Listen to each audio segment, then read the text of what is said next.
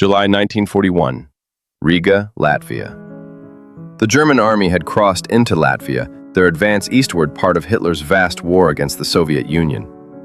As the Red Army pulled back in disarray, they left behind chaos, bodies of political prisoners, deserted barracks, and a city drowning in fear.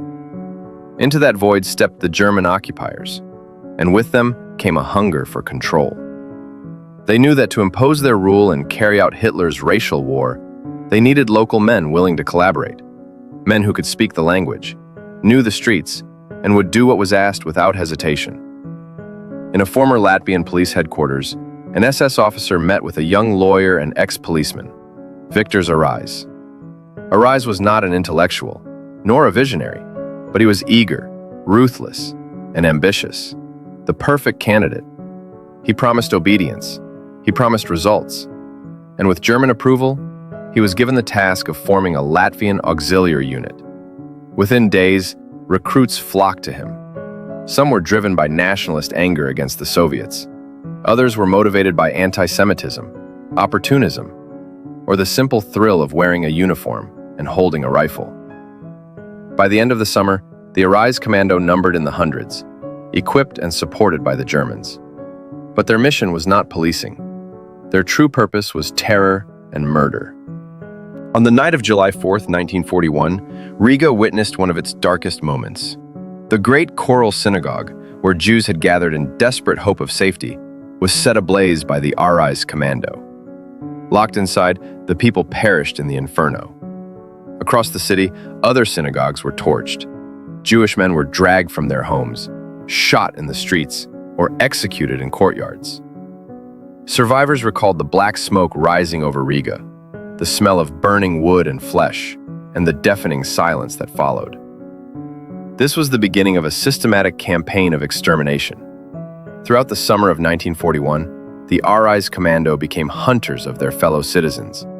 Jews were seized on the streets, accused of being communists, traitors, or Soviet collaborators. They were marched to the outskirts of Riga, forced to dig their own graves, and shot. The same scenes played out in towns and villages across Latvia. Groups of men separated from their families, driven into forests, and murdered in mass shootings. Women and children were left helpless, their futures erased in moments of gunfire. By autumn, German leadership had made a chilling decision. The Jews of Riga were to be annihilated completely, and the Arājs Commando was to play a central role. At dawn on November 30th, 1941, columns of Jews were driven out of the Riga ghetto. Women, children, and the elderly staggered through the icy streets toward the Rumbula forest. Those who stumbled were beaten or shot. At the forest, pits had been prepared. Victims were stripped of clothing, forced to surrender valuables, and pushed toward the edge. One by one, families were made to lie face down atop the bodies of those already killed. Then the machine guns rattled, and more lives were extinguished. The killing lasted the entire day. Survivors remembered the cries of children, the shouts of German officers, the barking of dogs, and the endless gunfire echoing through the woods. A week later, on December 8th, 1941, the massacre was repeated. In just 2 operations, 25,000 Jews were murdered. The Arājs Commando acted as guards, enforcers, and executioners, driving victims forward, maintaining order, and ensuring that death came efficiently. Rumbula was only the largest of their atrocities. In towns such as Liepāja on the Baltic coast, the commando joined German units in mass killings. Victims were forced to undress on the sand dunes, lined up at the edge of pits, and executed. German soldiers photographed the scenes, families waiting for death, bodies collapsing into trenches, rifles pointed at naked figures. Elsewhere, Jelgava, Valmiera, Daugavpils, the same script unfolded. Jews, Roma, and accused communists were rounded up, robbed, marched to secluded spots, and murdered in groups. By early 1942, Latvia's Jewish population was almost gone. Of the 93,000 Jews who had lived in Latvia before the German invasion, about 70,000 were dead. The reach of the Commando extended into neighboring Belarus in 1942 and 1943. There, under the pretense of anti-partisan operations, they burned entire villages, executed civilians, and left whole communities in ashes. Witnesses described homes set alight with people still inside, and shallow graves hastily dug for the thousands who perished.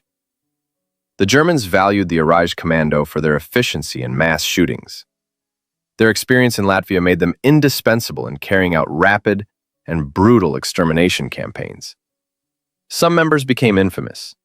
Herbert Cukurs, once celebrated as a national aviator, became deputy commander of the Commando.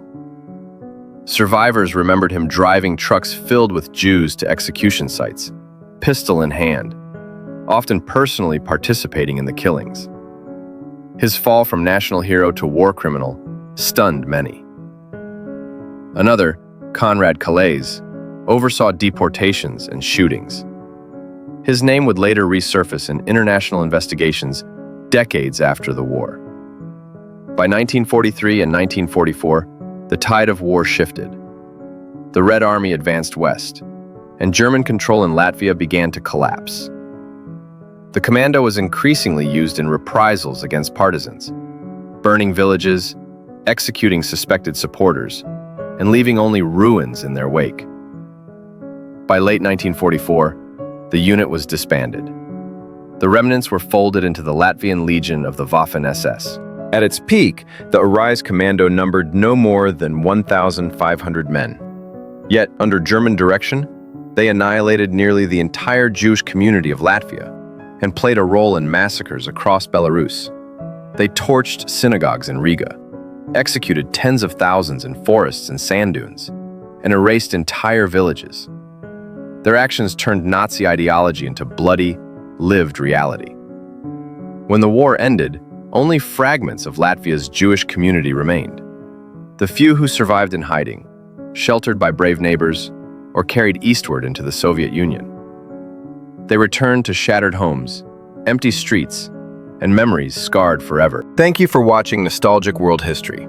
Be sure to give this video a like, and don't forget to hit the subscribe button to join us for more powerful stories from the past.